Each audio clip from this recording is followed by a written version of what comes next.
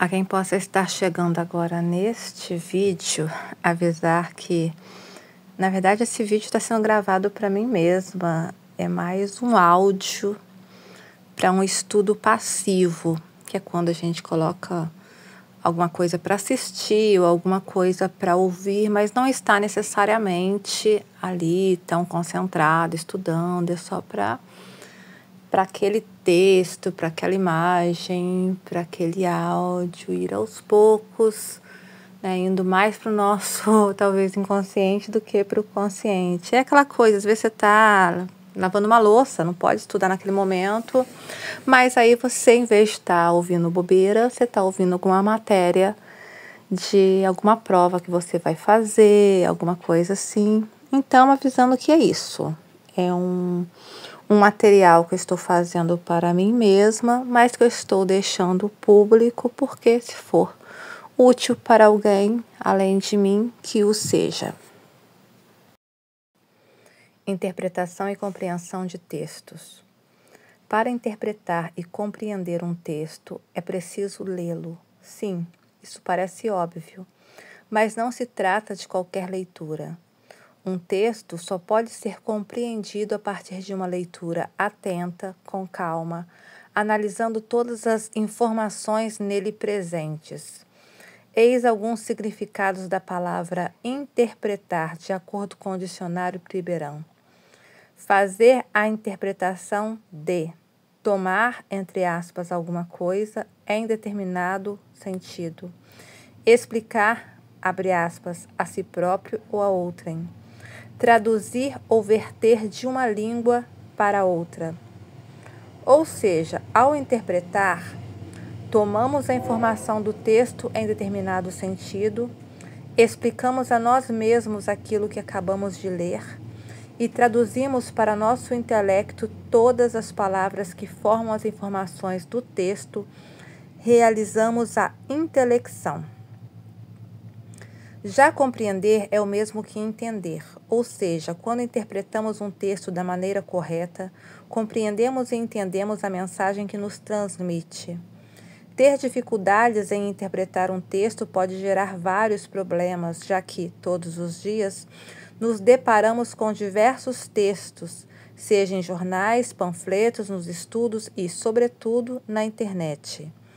E nesse mundo virtual, as falhas em interpretar um texto já se tornaram uma piada, ou melhor, um meme. Duvida? Então dê uma olhada nos comentários de publicações em redes sociais, especialmente aquelas que envolvam algum tipo de notícia. Em um concurso público, saber interpretar é essencial, visto que há muitas questões desse tipo. A maioria delas irá apresentar um texto e alternativas com possíveis interpretações das ideias e informações apresentadas pelo autor. Apenas uma será correta. Para isso, é necessário confrontar as alternativas com o texto em si e verificar se é aquilo mesmo que está sendo dito. Existem vários tipos e gêneros de textos que podem cair em perguntas de concursos e é preciso estar preparado para todos. Geralmente, há a informação de onde o texto foi retirado, geralmente ao final. Assim, caso não consiga identificar qual o tipo ou gênero do texto, essa informação será de grande ajuda. O título também pode ajudar neste sentido, uma vez que pode apresentar o tema ou assunto que será abordado ao longo do texto. É interessante ter essa noção, porém não é o conhecimento do gênero ou tipo que será determinante para uma boa interpretação. Todo texto apresenta alguma informação que pode ser compreendida ao se realizar uma leitura atenta. Até mesmo as imagens trazem informações, não precisam ser apenas palavras. Tiras de jornais apresentam texto e imagem. É comum trazerem conteúdo bem-humorado ou de caráter crítico com toque de ironia. Uma imagem sem qualquer texto pode ser passível de interpretação. Caso seja a imagem de alguém sorridente, é possível inferir se tratar de alguma coisa boa. As propagandas fazem isso com frequência, pois as empresas querem seus produtos associados a momentos felizes. Tipo o Natal, uma época festiva e em família, que acabou sendo associado à Coca-Cola, graças a muito marketing. Uma notícia de jornal ou um artigo de opinião podem apresentar ideias que virão de encontro a nossas convicções e valores.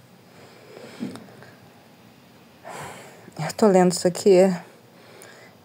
Eu acho que isso foi um erro na pessoa que escreveu o texto, que ela escreveu confecções e valores, mas seria convicções e valores. Da mesma forma que no texto mais lá em cima não ficou muito harmônico, porque quem escreveu o texto repetiu 2 vezes, por isso que houve um espaço meu na hora da leitura.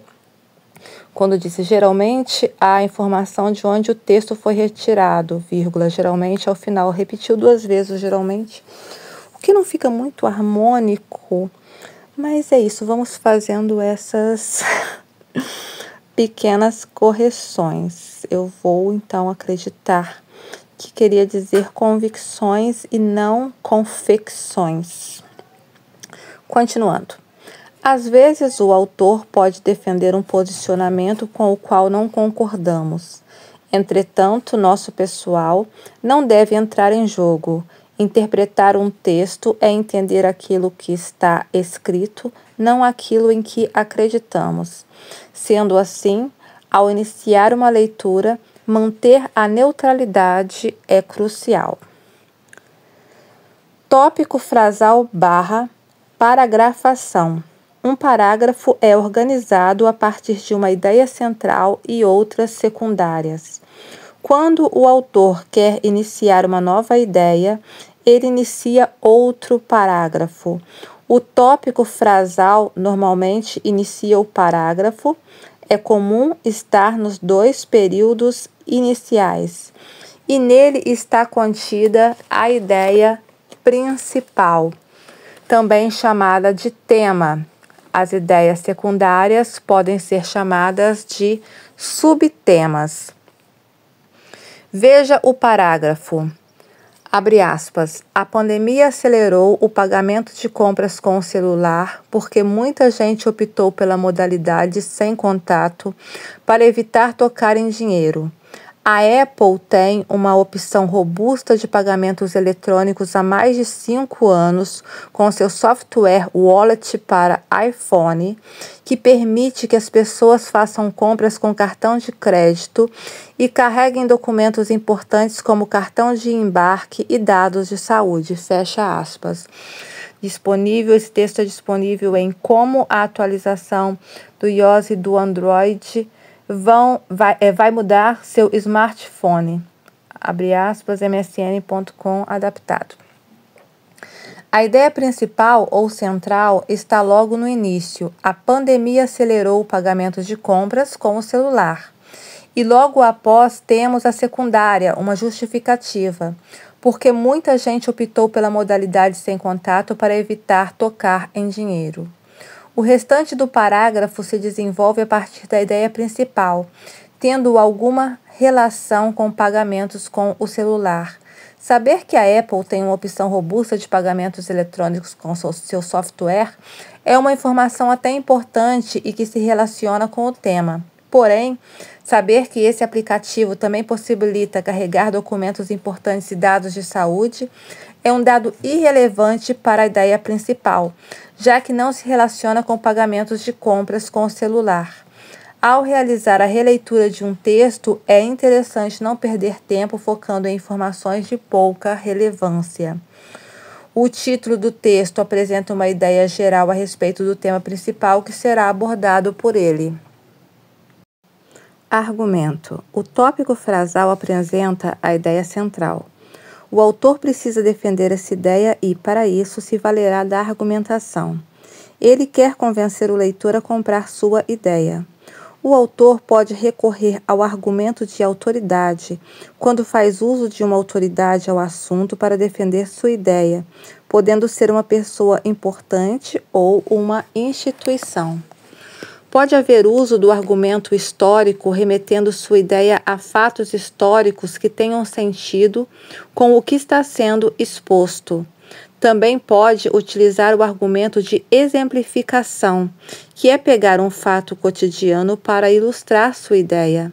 É como as lições de moral, pegar pelo exemplo de outrem. Existe o argumento de comparação, que justamente compara elementos para dar força à argumentação. O argumento por apresentação de dados estatísticos pode ser muito útil, pois apresenta dados concretos para fortalecer o argumento. Se o argumento é sobre a pobreza no Brasil, o número de pessoas que vivem nessa situação pode fortalecer o argumento, mostrando que ele diz a verdade, pois está de acordo com os dados. Já o argumento por raciocínio lógico está pautado na relação de causa e efeito. É seguir uma lógica do tipo: se isso aconteceu lá, acontecerá aqui também. As conjunções e os advérbios são muito utilizados nas argumentações.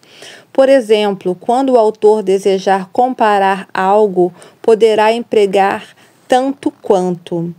O desemprego aumentou tanto quanto a pobreza, ou seja, um tem relação com o outro. Quando se fala em pertinência do argumento, fala-se no quanto a informação fornecida por quem está argumentando cabe dentro do tema. Ou seja, um argumento pertinente deve fazer sentido dentro do tema que está sendo abordado. A relevância de um argumento pode ser analisada pelo quanto uma argumentação é capaz de surtir um efeito sobre a problemática estabelecida pelo tema. Isto é, um argumento relevante é aquele que pode trazer grande peso para o convencimento do leitor. O argumento relevante será decisivo para isto. Em relação à articulação dos argumentos, diz respeito à identificação de ligação entre uma informação apresentada e outra, formando um argumento coerente e homogêneo. As informações apresentadas precisam fazer sentido. Não se deve apresentar uma informação e logo em seguida apresentar uma segunda totalmente descontextualizada. Todas as informações devem conversar entre si para formar uma ideia coerente que dará ainda mais força ao argumento, tornando-o ainda mais relevante. Relação de oposição ou restrição. Uma relação existente entre ideias contrárias, isto é, que se opõem. Por exemplo, bom é o oposto de ruim. Alguns conectivos podem indicar ideia de oposição ou restrição como: pelo contrário, em contraste com, salvo, exceto, menos, mas, contudo, todavia, entretanto, no entanto, embora, apesar de, ainda que, mesmo que, posto que, ao passo que, em contrapartida. Exemplo: eu gosto dela, mas às vezes ela me irrita. É um atleta muito dedicado, em contrapartida, não faz nada além do básico. Relação de causa e consequência. Relação de duas frases, uma das quais é a causa que gera uma determinada consequência ou efeito. Exemplo: o menino tirou 10 porque estudou muito. Causa: o menino estudou muito. Consequência: o menino tirou 10. Relação de exemplificação. Um exemplo serve para explicar uma ideia. Podem ser introduzidos por exemplo, isto é, como se pode ver, a exemplo de. O Brasil é um país muito rico em sua natureza, como se pode ver pela quantidade de animais presentes em nossas florestas. A expressão em destaque, no caso, como se pode ver, introduz um exemplo para explicar a ideia de o Brasil ser um país de natureza rica, um motivo para tal. Relação de generalização é um tipo de argumento indutivo em que se parte da observação de certas características comuns a vários membros de um dado grupo ou classe de coisas, uma parte ou amostra do universo em causa, para concluir que todos os membros desse grupo ou classe de coisas têm também tal característica. Concluir que todos os indivíduos de uma dada classe têm as características já observadas numa parte deles é levar a cabo um processo de generalização. Abre aspas, todo o, entre parênteses, Brasil vai às ruas contra a corrupção e a favor de mais transparência. Na frase acima, temos o efeito de sentido de generalização, no qual o todo, ideia irreal, substitui uma parte, o real. Essa generalização causa o efeito de que o país inteiro estaria nas ruas, uma ideia pouco provável de ter acontecido ou de que aconteça um dia, levando em conta o tamanho da população do país. No caso do exemplo acima, o quantificador todo está subentendido, pois mesmo com sua retirada, o sentido de generalização se manteria. Relação de particularização. Aliados da presidente admitem que a situação se agrava. Nessa frase temos um exemplo de particularização. Na generalização, parte-se de algo menor para algo muito maior. Isso é, havia uma certa quantidade de pessoas nas ruas que, por ser grande, foi generalizada para toda a população, servindo como um argumento de que toda a população brasileira estava protestando contra a corrupção e querendo maior transparência. Já no caso da particularização, o efeito de sentido parte para algo mais limitado e menor. No caso do exemplo, apenas os aliados da presidente admitem que a situação se agrava. Não é um efeito que se expande para mais pessoas, e sim um que recolhe para menos gente. Eu acredito que queria se dizer aqui, um que se recolhe para menos gente. Ou que se encolhe para menos gente. Relação de conclusão. Pode ser observada pelo uso das conjunções conclusivas, que estabelecem uma relação de conclusão. Ligam duas orações, sendo a mensagem da segunda uma conclusão da primeira. Mantenho-me atento nas aulas, logo não tenho medo das provas. Intertextualidade. Trata-se da superposição de um texto a outro, a influência de um texto sobre outro que o torna como modelo ou ponto de partida e que gera a atualização do texto citado. Os pesquisadores atuais dizem que todo texto apresenta intertextualidade, visto que é quase impossível escrever um texto sem qualquer tipo de referência. Afinal, quando escrevemos um texto, buscamos referências mentais de outros textos que já lemos. É preciso escrever uma notícia? Então vou pensar em uma notícia que já li e tentar escrever mais ou menos igual. Esses pesquisadores gostam de complicar as coisas. Para simplificar, vamos tomar a intertextualidade como uma referência mais explícita quando o autor do texto, em sua escrita, faz referências a textos de outros autores. Pode ser feita por meio da citação, é dizer, nas mesmas palavras, aquilo que o outro autor disse. Seria uma citação direta. Da paráfrase, é dizer aquilo que o outro autor disse, mas a partir das próprias palavras. Seria uma citação indireta. Da alusão, é um tipo de referência vaga, indireta, com poucos detalhes que indicam se tratar de uma referência a outro autor. Geralmente, para pegar a alusão, é preciso ter um conhecimento prévio. Da paródia, uma paródia é uma releitura de uma obra, texto, personagem ou fato. Aparece de maneira cômica, com uso de deboche e ironia. O mais comum é se parodiar algo famoso, conhecido. Pode ocorrer a intertextualidade intergêneros, que é um fenômeno segundo o qual um gênero textual pode assumir a forma de outro gênero textual, tendo em vista o propósito da comunicação, finalidade maior de todos os atos de fala. Tal hibridização, outra denominação para intergenericidade, pode ser encontrada em anúncios publicitários, tirinhas e mesmo em artigos de opinião. Epígrafe. A palavra epígrafe possui origem grega e quer dizer escrever acima de. Portanto, trata-se de um pequeno texto, sempre escrito em prosa ou verso, utilizado no início de um livro, capítulo ou artigo. Esse texto sucinto é considerado um elemento de intertextualidade, ou seja, tem a ver com o conteúdo que virá a seguir ou faz menção a uma obra que o autor se inspirou ou recebeu influência. Justamente por ser um fator intertextual, a epígrafe funciona como um elemento interpretativo do restante do texto ou da obra literária. O autor pode, por meio do texto curto, fornecer pistas ao leitor a respeito do conteúdo que está por vir. A epígrafe também é utilizada para que o autor dê indicações sobre a melhor maneira de fazer a leitura do conteúdo.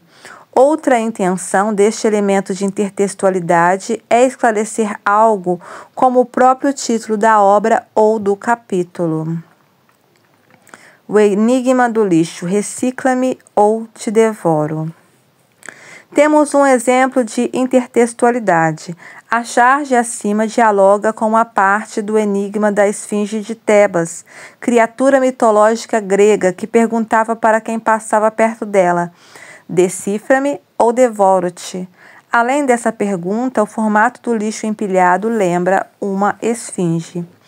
Intratextualidade ocorre quando o autor é capaz de criar elos de aproximação entre todos os seus contos de um volume até fazer do livro quase um romance, só se baseando em pequenos trechos de suas outras obras. A intratextualidade desse livro é muito boa. Fato ou opinião. Os textos argumentativos são aqueles nos quais o autor apresenta um ponto de vista central a respeito de algum tema. Para que o autor convença o leitor de seu ponto de vista, isto é, de sua opinião, é necessário apresentar argumentos bem elaborados. Na argumentação desse texto, é possível que o autor cite fatos e, em seguida, emita sua opinião acerca deles, criando uma explicação que pode convencer o leitor daquela ideia. Do outro lado do texto, o leitor deve identificar e diferenciar o que é fato e o que é opinião relativa a esse fato. O fato é um acontecimento, uma ocorrência, aquilo que acontece em decorrência de eventos exteriores. Exemplo: o médico prescreveu um remédio ao paciente. A opinião é um ponto de vista sobre um fato. Ela não é, assim, um fato. Trata-se de um julgamento pessoal, de um pensamento em relação a algo. É um modo de pensar. Exemplo: o médico prescreveu um remédio bastante caro ao paciente. Veja que no último exemplo, que a expressão bastante caro é uma opinião a respeito do fato de o médico ter prescrito um remédio ao paciente. Tal prescrição ocorreu, é um fato. Todavia, o autor da frase possui uma opinião específica sobre o fato: o remédio é bastante caro.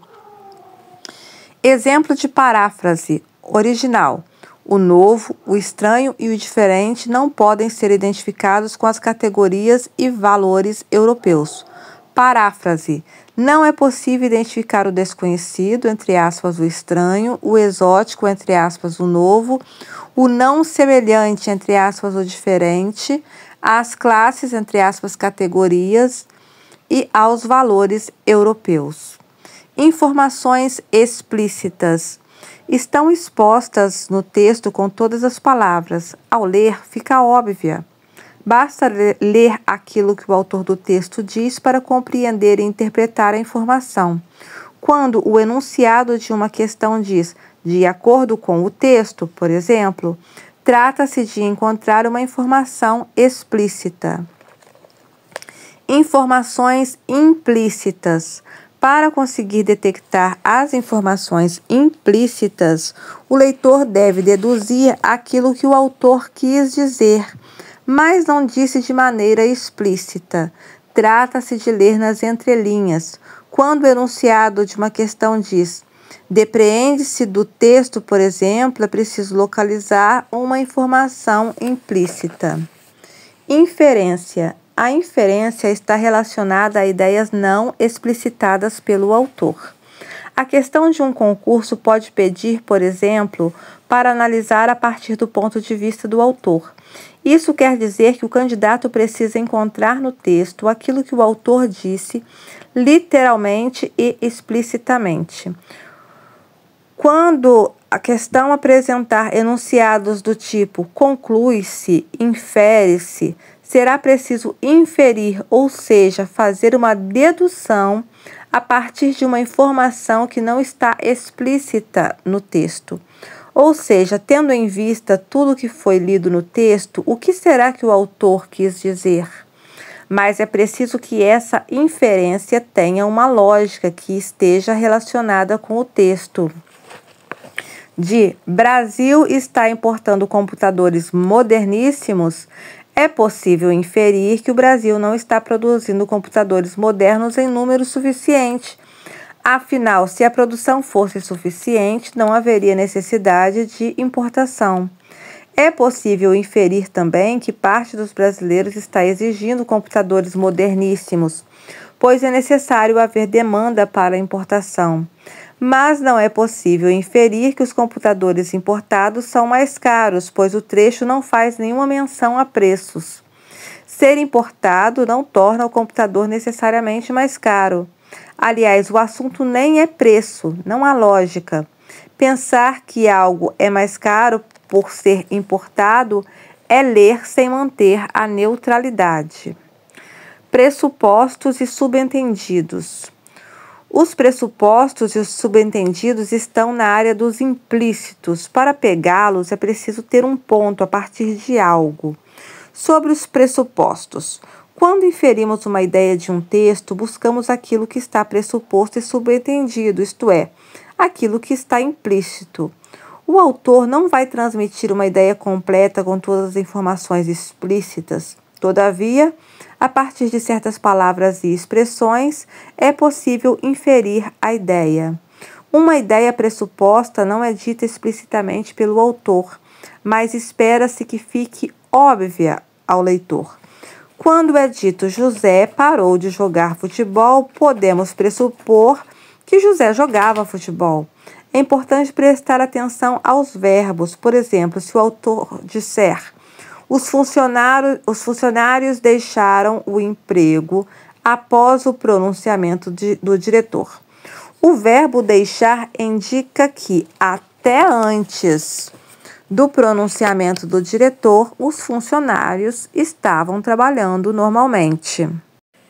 Os advérbios do mesmo modo. Mariana também deixou a festa cedo. O também indica que mais pessoas, além de Mariana, deixaram a festa cedo. Os adjetivos. Os profissionais qualificados conseguem emprego com maior facilidade.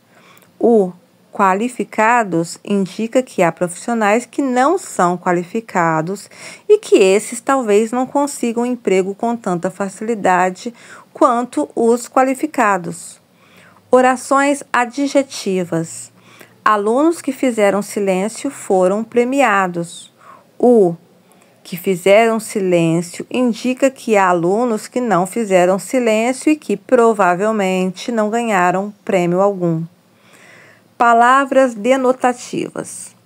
Até mesmo Gabriel conseguiu entregar a tempo. O até mesmo indica que havia poucas expectativas em torno de Gabriel e que outras pessoas conseguiram entregar a tempo. Estou cansada de suas ciscadas por aí. O ciscadas indica que o interlocutor estava fazendo coisas erradas, traindo ou enganando a narradora. Cíntia, eu sou um homem de conduta ilibada, de quem você não pode duvidar. E você é a mulher pela qual sou apaixonado. Você tem tudo quanto quer de mim e ainda assim sempre duvida dos lugares onde digo que estou. É mesmo? Fiquei lisonjeada. O lisonjeada pressupõe que Cíntia está sendo irônica. É uma informação implícita, pois a ironia está escondida nessa palavra. Sobre os subentendidos. A informação subentendida depende do contexto e está ainda menos evidente. É preciso ler nas entrelinhas. Vamos supor que, em uma tira, um adulto pergunta para um grupo de crianças a respeito de que elas estão brincando. A resposta é: de governo. O adulto adverte para que não façam bagunça. Elas então respondem que não é preciso se preocupar, pois não vão fazer absolutamente nada. Dessa tira seria possível subentender que o governo não trabalha, pois quem não faz nada também não trabalha. Se as crianças estão brincando de governo e não estão fazendo nada, então o governo não faz nada, não faz seu trabalho. Em um texto, uma ideia subentendida pode dizer uma coisa, mas fica entendido que o leitor compreenderá outra coisa. Se alguém perguntar, você tem horas, não quer dizer que você tenha horas fisicamente, mas sim fica subentendido que a pessoa perguntou sobre as horas, que horas são. Referente, o mito da Torre de Babel conta por que existem tantas línguas no mundo. Nele, uma população unida e monolíngue decide construir uma torre que alcance o céu. Deus, irritado com a prepotência das pessoas, confunde a língua delas para que não se entendam mais e espalha as línguas pelo mundo. Nele, tem como referente o mito, pois o mito conta uma história. E nessa história, uma população unida e monolíngue decide construir uma torre que alcance o céu. É possível reescrever no mito uma população. O referente do pronome delas é pessoas. A língua delas, de quem? Das pessoas. É possível reescrever confunde a língua das pessoas para quê? O referente é um termo retomado por outro para evitar sua repetição desnecessária, dando coesão ao texto.